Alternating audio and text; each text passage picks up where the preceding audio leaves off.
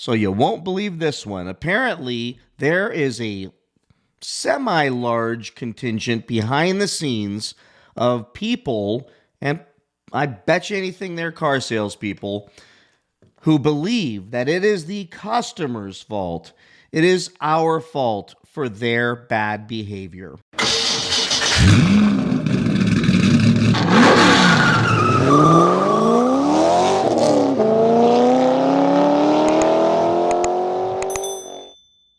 All right, so I've heard this many times, probably on my channel over the last year or two, probably last 2, 3 years, to be honest, where when I'm talking trash about dealers and the actual true behavior that they've been demonstrating with the customers, from charging $300 for nitrogen fill tires to $300 for lug nuts to enormous markups to telling people who I've actually got on recording, salespeople knowing they're being videoed, telling me that these Dodge, especially the last call cars, were going to go up in value. I have one that said the Demon 170 was going to go up 5 times in value. But the guy who bought a Bugatti Chiron, unfortunately, his Chiron's not going to go up 5 times in value and has never gone up 5 times in value. But this Dodge Demon, that's the one that's going to do it. Not the, most rarest Ferraris in the world, but rather this Dodge Demon's going to go up 5. He told me that. Now, if I wasn't a savvy buyer, if I wasn't a YouTuber who researches all this stuff, and I was just some person who came in and trusted a guy wearing a very cheap tie and a name badge, maybe I would fall for that. But I do think more people are smart than not when it comes to this kind of thing. But what we did learn is that while they may not believe that it's going to go up 5 times in value, people absolutely believe that the Demons and even the last call Hellcats and Scat Packs and hell, even RTs, they were saying it about all the cars, were going to potentially appreciate in value. In some cases, a little bit. In some cases, they said a lot. Some said they will double in value. That seemed to be the most popular. And that is a blatant lie. It is somebody trying to convince somebody that something is an investment when it's not. And as a result, there are plenty of videos out there. Saw one the other day where it's being shared and articulated, and the research is finally coming out that the damage dealers did to people financially is finally coming to roost in the form of people who are sitting on $150,000 car loans on $70,000 cars, even $50,000 cars. And that is crippling these people financially. And they can't believe how badly they were taken advantage of by these dealerships, and they fell for some of the lies. Now we're dealing with mostly the add-ons and the junk fees and all that garbage. But the behavior is something that's indisputable. I think we can all agree that the behavior was rampant and wild across the nation, from the bumped interest rates and just all the misleading garbage, and the soldier situation where a dealer sells a car out from under him. And here we are. And I just saw a Demon 170, by the way, for like $139 with 15 miles on it. So those of you who still believe that that thing's got a chance to double in value, hang on to that dream. It's not. These things have depreciated faster than the 2018 Demon based on most recent cars for sale that I found, not the ones and the exceptions that have sold at auction or where somebody was able to gouge somebody who wasn't wise enough to do a little bit extra shopping. But if you wait and you're patient, you're looking at $139,000, still a lot of money, but less than my target that I expected these things would land at around $150. And if somebody paid $200, $250, $275, $300,000, and now here's one for sale for $139, I think that's a problem. Somebody got screwed. Somebody got really screwed here. So if you're holding out for those things to double in value, I'm pulling for you. I hope it happens for you. but it's probably not. So go drive the car, enjoy the car, have fun with the car. That's my best advice I can give you, and that's what these cars were intended for. So now let's talk about how it's our fault. Well, I'll show you this comment, and it's not the only one. It's the only one I finally just screenshotted, but there's so many, and I know they're car salespeople, but I think you're going to get a kick out of this when you see it. So it's this comment right here, where this guy writes, not standing up for car salesmen because there are some scum. I think he meant there are some scum. But where does the dishonesty start? Where does it start? So he's saying it starts somewhere else, not with them, which goes right into the customer. Bringing a car to trade, knowing the transmission is going bad, heater core has been bypassed without disclosing it to the appraiser. First of all, it's not an appraiser. It's some guy in the back who's looking at the MMR reports and auction prices and figuring out what that used car is likely going to sell for, and then accounting for any risk and repairs. And most likely any dealership with an extra $35 to buy an OBD port scanner could easily find a lot of faults and issues if somebody simply disabled check engine lights and other warning lights. And if they just glanced underneath the car real quick, they could probably find some other issues. But my response to him was this one. So, and I will share it with you and elaborate a little bit, but I've gotten so many of these comments, and then I've heard car salesmen say this. So I wrote, well, this is why they pay wholesale and below book. And they always seem to lowball us on the car that they told us was going to be worth a bunch of money. Anyways, they could easily hook them up to the scanners and do a little bit more educated inspection than what we would do when we buy that same used car. And by the way, what I didn't put here is who says they don't pass those on as used cars to auctions, who pass them on to used car dealerships, who find their way right back into the customer's hands, who ends up with that bad transmission, and that dealership made a profit. With that said, an entire business model is dead when they start blaming the customers like this comment.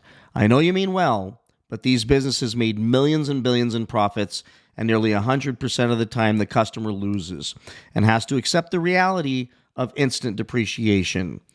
And I'll just say, I'm good with that. That's the deal when we buy anything new, whether it's an iPhone or it doesn't matter what it is, a TV set, anything we buy is new. It's going to cost more because there is a warranty involved. But when we bring the thing back, even with warranty and some miles, all of a sudden these things aren't that popular. It's not. Well, you get the whole story and ran through that gambit.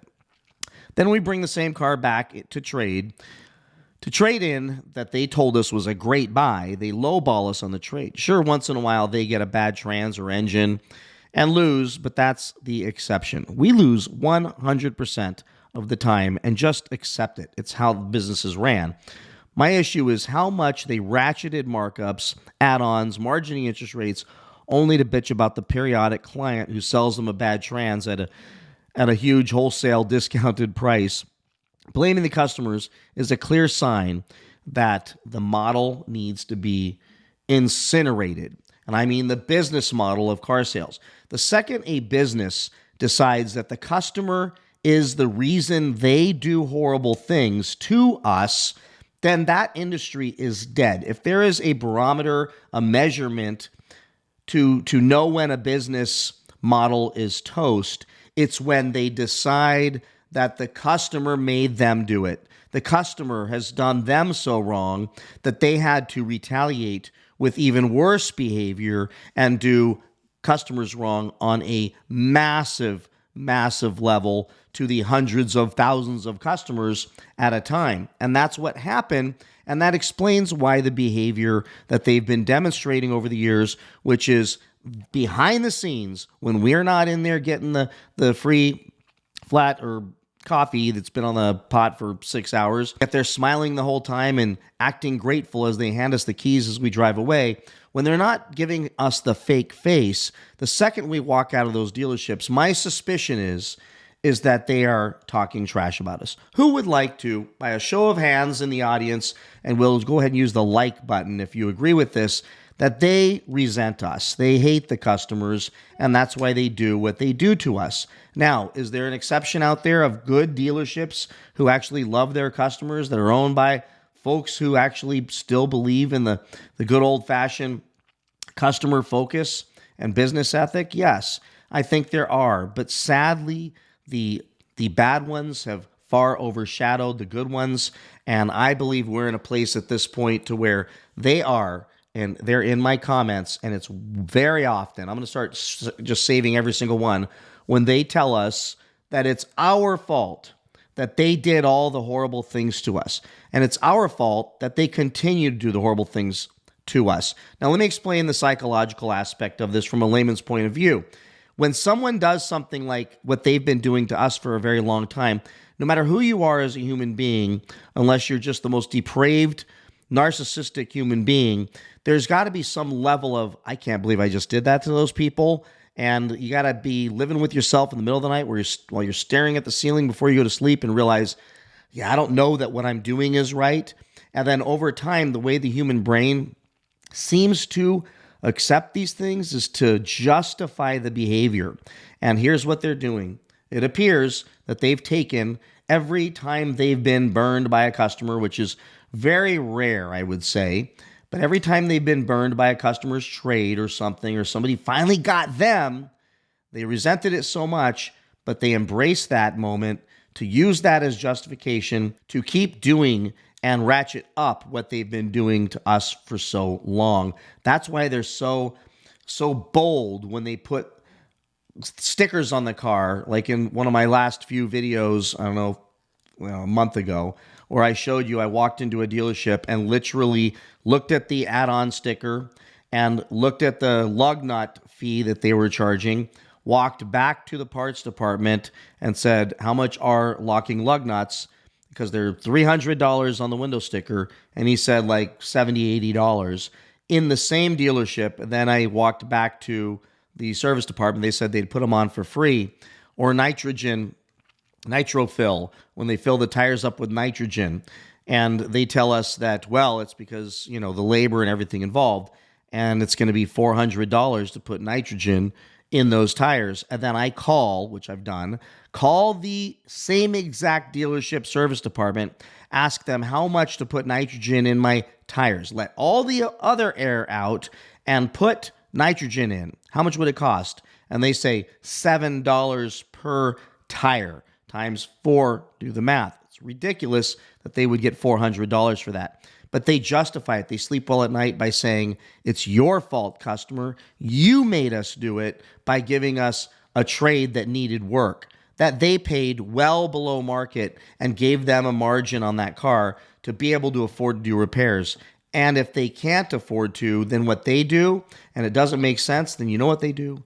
They send it to the auction and they try to rip someone else off. And you know what? Bottom line is, maybe they lose money once in a while on cars, but those businesses, think about the land that these dealerships take up, the size of these dealerships, the many millions of dollars it takes to build them and keep them open.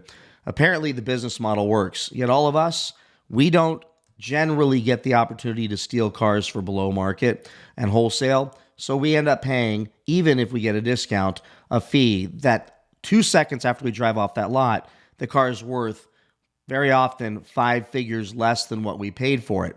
And we accept that. We acknowledge it. We even make it the butt of jokes when we talk about, yep, car depreciates the second we come off the lot, yet we still walk back in and buy them.